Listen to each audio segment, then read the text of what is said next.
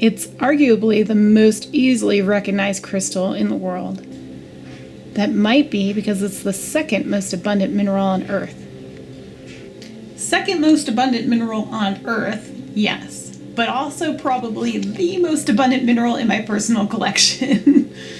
I have a few pieces down here I just wanted to show and demonstrate to you the wide variety that quartz can have. I think that's part of the reason I just enjoy collecting it so much, is because it's just such a pretty crystal and it has such variety. You could go and collect nothing but crystal quartz and have cases upon cases full of this mineral.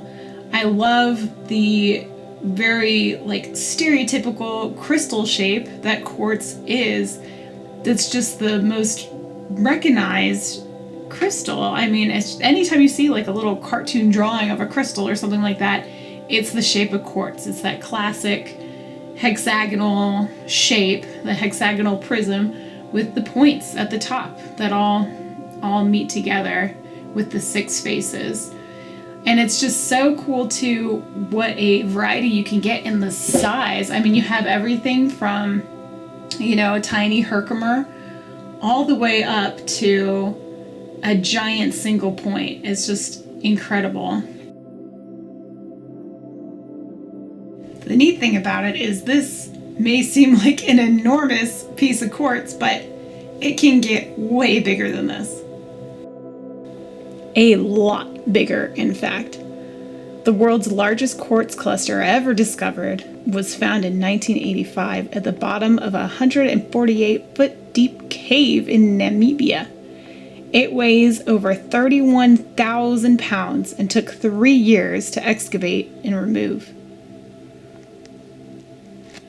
Quartz is actually the umbrella name for a huge variety of crystals. Falling under this umbrella are macrocrystalline quartz varieties, such as amethyst, citrine, and prasiolite, in micro or cryptocrystalline varieties like jasper, agate, chalcedony, just to name a few.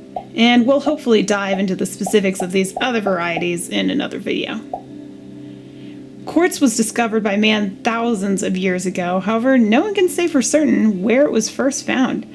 Some early uses of quartz were for beads, stone carvings, and amulets, and evidence of this has been found all over the world. Possibly the most interesting use of quartz in our history is for the creation of the very controversial crystal skulls. If you haven't heard of these, supposedly there are 13 different skulls that were hidden here on Earth. And if all of them are found and assembled and put together in a group, it will reveal some sort of ancient and possibly even alien message. 12 of the 13 skulls have been found, and they are in the collection of some private collectors as well as in the possession of some public museums, but none of them are with each other. Supposedly, these skulls have all been uncovered in the Mesoamerica area during archaeological digs. However, it gets a little gray because there's no good documentation on any of those discoveries. They kind of just appeared in people's collections with a story behind them.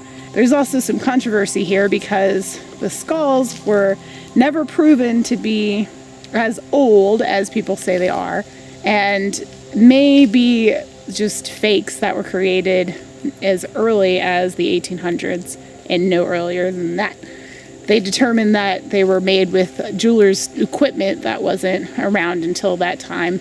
You might be wondering why they don't just carbon date these skulls and figure out exactly how old they are and just put an end to the whole debate. Well, therein lies the problem. Quartz contains no carbon at all, and therefore cannot be carbon dated. So, what is quartz made of? Written references dating back to approximately 300 BC suggest that originally quartz was thought to be ice that had frozen so deeply it could not be changed back into its liquid form. It wasn't until 1823 that its chemical composition, silicon dioxide, also known as SiO2 or simply silica, was discovered by the Swedish chemist Johannes Jacob Berzelius. In 1880, a huge discovery came from French physicists Jacques and Pierre Curie. brothers who were fascinated with the properties of crystals. Thanks to their extensive research and experiments, they discovered piezoelectricity, the ability of certain materials, including quartz, to produce an electric current after physical force and pressure is applied to them. This ability was harnessed and refined, and today is seen in many modern applications, from utilization in cell phones, radios, computers, to use in some automotive fuel injectors. Perhaps the most familiar example of this technology is the use of piezoelectric quartz inside wristwatches.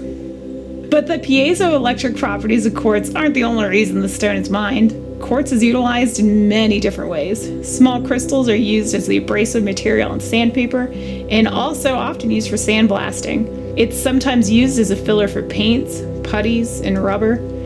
And have you been to a beach recently? Played in a sandbox? The sand you were standing on is likely tiny quartz pebbles.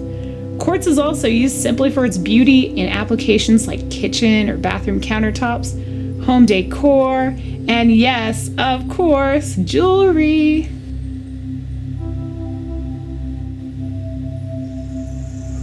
If you're going to be wearing quartz jewelry, you might be a little interested in knowing that it's said to possess some metaphysical properties.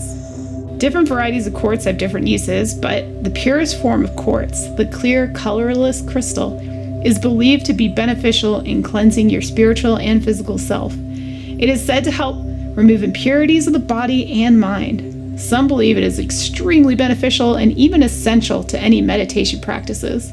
If you're going to use quartz to cleanse your body and mind, you are going to need to cleanse that stone as well. There's a couple ways you can do this. Some people take the stones and submerge it into a body of water like a stream or a river or even the ocean. You can also take your quartz and put it in a window, and the best time to do that is during a full moon. Just leave it in the windowsill to get full exposure to the moon. If you're away from a body of water, it's not going to be a full moon anytime soon. An alternative is the sage smudge. All you do is grab one of these bundles, light the end of it,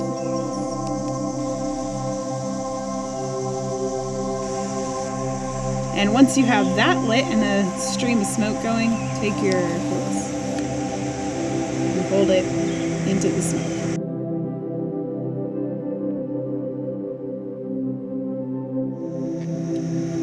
So there you guys go. I hope you can see now why I love quartz so much. I bet a lot of you actually use quartz in your everyday lives and didn't even realize it. It's not only just super functional and important to a lot of the technology that we use now, but it's so beautiful. It's such a pretty stone.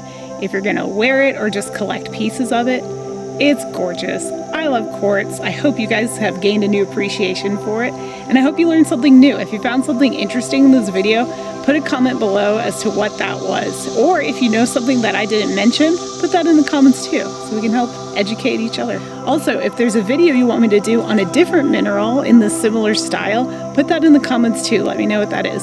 Thank you guys so much for watching. Hit the thumbs up on your way out, and I'll catch y'all on the next one. Bye.